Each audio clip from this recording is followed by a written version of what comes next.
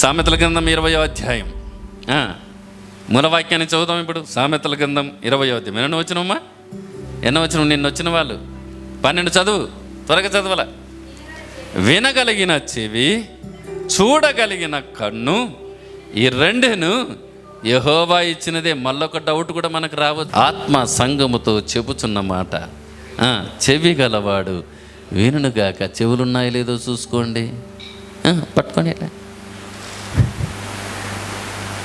ఎందుకు ఈ మాట చెప్పాడు అనంటే, దురద చెవులు కలిగిన వాళ్ళు ఉన్నారు అని తిమోతికి పౌలు. దురద చెవులు కలిగిన వారు దేవుని మాటలు వినరు. బాబు వింటున్నారా? దురద చెవులు కలిగిన వారు దేవుని మాటలు వినరు. అందుకే ఆత్మదేవుడు వినే చెవులు ఉండాలి. ఏమా? ఒక చిన్న ఉదాహరణ చెప్పి ముందుకు సాగుతాను. జింకకు 2 పిల్లలు ఉన్నాయి. జింకకు 2 పిల్లలు ఉంటే వాటిని గూటిలో పెట్టి కళ్ళడ్డం వేసి, బిడ్డ బయటికి రావద్దు, నేను మీ కొరకు ఆహారం తీసుకొస్తాను. బయటికి వస్తే విషయం కూడా చెప్పింది, శత్రువులు ఉంటాయి, మిమ్మల్ని చంపేస్తాయి, కనుక బయటికి రావద్దు అని కళ్ళడ్డం పెట్టి, నేను వచ్చేంత వరకు బయటికి రావద్దు, కనుక ఇక్కడే ఉండండి అని ముద్దు పెట్టుకొని ఆహారం తీసుకురానికి వెళ్ళింది తల్లి. ఆ తల్లి అట్లా వెళ్ళిన తర్వాత అందులో ఏదో ఒకటి ఉంటుంది కదా. తుంట్ర పిల్లలు ఎవరెవరు ఉంటారు కదా, ఎందుకుండరు? మన ఇళ్ళలో కూడా ఉంటారు. మూతి బయటికి పెట్టి చూసిందంట. కళ్ళల్లో నుండి మూతి బయటికి పెట్టి చూస్తే, అబ్బా పచ్చని గడ్డి, మంచి వాతావరణం. ఇప్పుడు చూడండి, మంచి కూల్ అయింది, చల్లగా ఏసి ఉన్నట్టుంది, మనకు ఆహ్లాదకరమైన వాతావరణం. దానికి ఇంకా ఏమనిపించిందంట, పక్క దాంతో ఉంటుందంట, ఏయ్ మమ్మీ ఎంత చెడ్డదిరా, మనము మంచి గడ్డిలోన ఆడుకోకుండా, ఆహ్లాదకరమైన దాంట్లో ఎగరకుండగా గూట్లో పెట్టిపోయింది. ఫ్యాన్ లేదు, ఏం లేదు, ఇడ మగ్గిపోతున్నాం, ఎగురు పైకి అని చప్పున 2 పైకి ఎగిరి కళ్ళ దుంకి అట్టే ఆ చల్లని వాతావరణానికి ఎగురుకుంటా హ్యాపీగా పోతూ ఇల్లు దాటి చాలా దూరం పోయాయి. పొదల దాటున దాగి ఉన్నటువంటి ఒక పులి వాటిని పట్టుకొని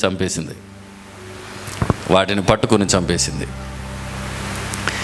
ఇక తల్లి రానే వచ్చింది, గూడు చూసింది, దానికి అర్థమైంది. పిల్లలు గూడు దాటారు, శత్రు నోటు ఖచ్చితంగా పడింటారు. ఏడ్చుకుంటూ ఎత్తుకుంటూ వస్తుంది. అంతలోపల ఇక్కడ ఏం జరిగిందంటే, పులికి ఒక అలవాటు ఉంటుంది, తన పిల్లలకి పెట్టంది తను తినదు. మనం కూడా అంతే, మన పిల్లలకి పెట్టిన తర్వాత మనం తింటాం.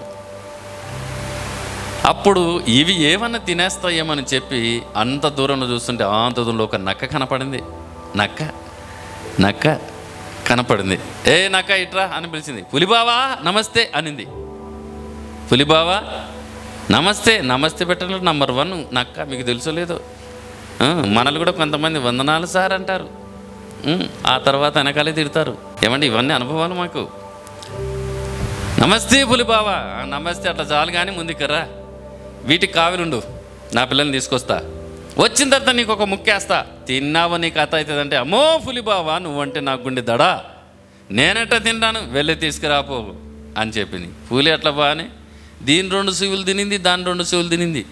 ఏది నక్క తిని ఎర్రగన్నంగలక్కుంది.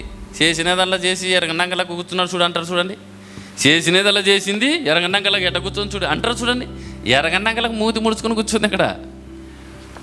పులి వచ్చింది, బ్లడ్ ఉండదు కదా చెవులకి, డౌట్ వచ్చింది, ఏంటప్ప బ్లడ్, ఏ నక్క తిన్నావా, దీనికి చెవులు లేవేటి, తిన్నావంటే, అమ్మో నువ్వంటే నాకు గుండె దడ, నేనంటే తింటాను బావా, తినలే, తిన్నావనది తినలే అని ఇది. అంతలోపల ఈ జింక రానే వచ్చింది, దూరం నిలబడింది, పిల్లలు కనబడ్డాయి, పులి కనబడింది, నక్క గడమంది, అక్కడే నిలబడి బోరున ఏడుస్తుంది. అప్పుడు పులి అనింది, ఏ జింక నీ ఏడుపు సాలు కానీ ఇక రా అని దగ్గర పిలుచుకొని, నీ పిల్లలకి చెవులు ఉన్నాయా లేదా అడిగిందంట. పులి, నీ పిల్లలకి చెవులు ఉన్నాయా లేదా? అప్పుడు ఆ జింక అంటున్నా, నా పిల్లలకు చెవులు లేవు. ఏం లేవు? నా పిల్లలకు చెవులు లేవు చెప్పేసింది. పులి ఏం చేసింది, తన దారం తాను వెళ్ళింది. నక్క చెవులు తినింది కదండి, ఏమా నక్క చెవులు తినింది కదా. పులి అట్ట బాను, నక్క జింకది, ఏ జింక ఇకరా, నీ 2 పిల్లల చెవులు నేనే తినేసిన. ఎందుకు అబద్ధం చెప్పావు పులికి? నా పిల్లలకు చెవులు లేవని ఎందుకు చెప్పావు అంటే, అప్పుడు అది అంటుందంట, నా పిల్లలకు చెవులేవుంటే, వినండి మాట, నా పిల్లలకి చెవులేవుంటే నేను చెప్పిన మాట విని గూడు దాటి ఈ శత్రువుల నోట్లో పడేటివి కాదు. కనుక నా పిల్లలకి చెవులు లేవు. అదే దేవుడు చెబుతుంది, సంఘమాత్మతో చెబుతున్న మాట, చెవి గలవాడు వినుగాక.